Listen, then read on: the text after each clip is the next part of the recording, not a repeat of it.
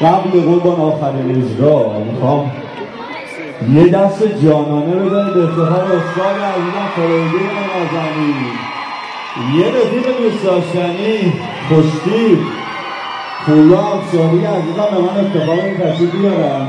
آقا بفرمایید، آقا بفرمایید استاد.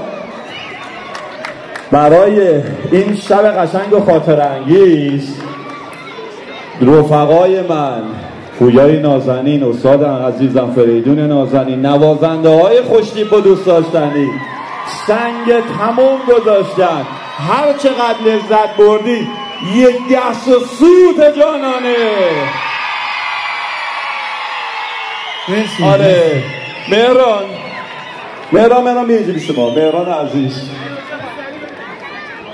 خب مهران آره اینجا بایستا. خب عرضم به حضور شما که ما اومدیم ترن قرار بود که آقا افتتاحیه داشته باشیم ولی خبری نیست. پویا جان ما در خدمت مردم عزیز فرنگیم. ای جان استاد مگه بندازه کافی حرف زدم؟ شما بگید. الهی قربونتون برم.